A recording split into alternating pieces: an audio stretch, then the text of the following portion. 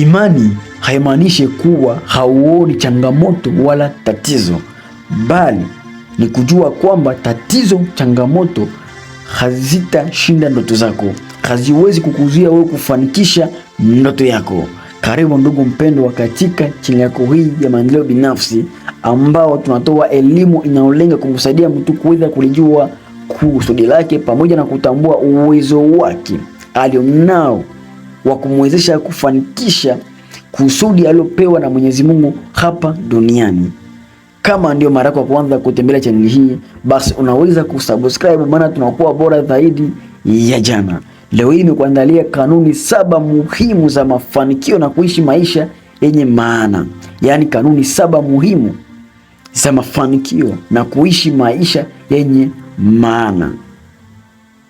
Katika kanuni hizo 7 nimeweza kuzigawanya. Leo tunaenda kuangalia kanuni 3 kwanza katika sehemu hii ya kwanza. Halafu zingine kanuni 4 tutaziangalia katika nyingine video ya sehemu ya pili, yani deuxième partie. Kwa hiyo naomba uniazime sikio kwa makini uweze kuchukua hizi kanuni 3 muhimu mwanzoni ili zikusaidie katika maisha yako. Kanuni ya kwanza, amini katika ndoto zako. Yani amini katika ndoto zako. Gharama mojawapo unayohitaji kuilipia ili uweze kufanikiwa, ili uweze kufanikisha ndoto ulizonazo katika maisha yako, ni kuiamini ndoto yako, hasa katika hali ambayo wengine hawaiamini ndoto yako, hasa katika hali ambayo wengi hawakukubali wala unakataliwa, hukubaliki.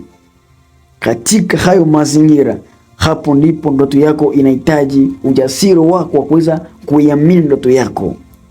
Hasa katika msemo wa amini katika ndoto zako, unatufundisha mambo muhimu sana kuhusu maisha na mafanikio kwa ujumla. Mmoja wapo, kitu cha kwanza, kujiamini. Unapaswa kuamini kuwa kile unachotamani kinawezekana, unaweza kukifikia. Kama hujiamini, hata ukipata nafasi nzuri utaogopa kujaribu. Pili, kutojali maneno ya watu. Watu wengine wanaweza kukuambia haiwezekani, hutafanikiwa, hiyo ni ngumu sana, lakini msemo huo unakufundisha kwamba usikate tamaa kwa sababu ya maneno ya watu.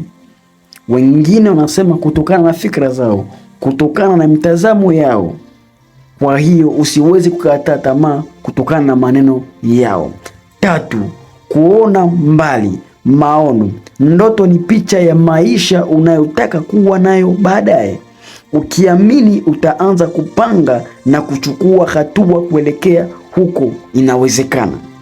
4, kuvumilia changamoto. Njia ya mafanikio ina vikwazo vingi mno. Changamoto utakumbana nazo, lakini ni muhimu sana kuamini ndoto zako kunakupa nguvu ya kuendelea hata mambo yanapokuwa magumu. Mfano rahisi, mtu ana ndoto ya kuwa mfanyabiashara mkubwa duniani. Akiamini ndoto yake, ataanza kidogo kujifunza na kuendelea. Usipoamini, ataacha kabla hata hajaanza. Yani asipoamini tu, ataacha kabla hata hajaanza.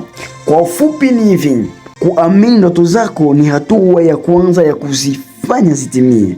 Bila kuamini, huwezi hata kuanza. Kanuni ya pili, fanya kazi kwa bidii. Yani fanya kazi kwa bidii. Denzel Washington DC kutoka Marekani aliwahi kusema hivi: un rêve sans effort n'est qu'un rêve, mais la discipline transforme les rêves en destin. Yani kwa hivi, ndoto bila juhudi ni ndoto tu, lakini nidhamu huibadilisha ndoto kuwa hatima. Msemo huu una maana kubwa sana mno kwenye maisha. Ndoto bila juhudi ni ndoto tu. Hapa ina maana kuwa kuota au kuwa na malengo pekee haitoshi kukufanikisha au kufanikiwa. Kama huchukui hatua kazi, kuwa mtu mwenye bidii, kujifunza, ndoto zako zitabaki mawazoni tu. Ni kama mtu kusema hivi, nataka kufanikiwa, lakini hafanyi chochote. Lakini nidhamu kubadilisha ndoto kuwa hatima. Hii ina maana nidhamu, kujisimamia, kuwa na ratiba, yani kwa mpangilio wa kila siku, kufanya hata usipotaka, ndio funguo. Ukiwa na nidhamu, unachukua hatua kila siku, kila wakati. Nidhamu nini? Nidhamu tunaweza kusema ni ile hali ya kuamua kufanya jambo hata kama hujisikii kulifanya, lakini unalifanya kwa sababu ni muhimu kwa kuweza kulifanya. Mfano, mtu ambaye amepanga kufanya mazoezi kesho, lakini siku ya kesho mvua unashinda kunanyesha, kunakuwa baridi kali, lakini wakati saa zile zinapofika anaamua kufanya mazoezi, hapo tunasema mtu huyu ana nidhamu. Maana sio kila mtu ambaye anaweza kufanya mazoezi katika kipindi cha baridi au katika kipindi cha mvua, lakini yule mtu akifanya, tutasema mtu ana nidhamu ya hali ya juu, ni mtu mwenye kuna discipline na ndoto ya kuwa daktari bingwa duniani. Akiishia kusema tu nataka kuwa daktari, ni ndoto tu, lakini akasoma kila siku kwa bidii, kujituma, kujitoa, kufuata ratiba, mpangilio, hiyo ndoto itakuwa maisha yake halisi. Yani kuna kipindi unatakiwa ujitoe kwa ajili ya ndoto zako. Wengine wakati wanalala, wewe unaamka kuipigania ndoto yako ili uweze kuifanikisha, ili uweze kutoka kwenye ndoto iwe hatima yako. Sasa ndoto ni mwanzo tu, lakini nidhamu ndiyo daraja linalokupeleka kwenye mafanikio makubwa. Kanuni ya 3: usilalamike bali chukua hatua. Msemo huu usilalamike, chukua hatua una ujumbe mzito sana kuhusu maisha. Maana yake nini? Maana yake ni hivi: badala ya kulalamika kuhusu matatizo yako, changamoto zako, anza kufanya kitu ili uyatatue, ili kuyatatua. Kulalamika hakubadilishi hali, hatua, action ndiyo huleta mabadiliko. Fundisho ndani yake nini?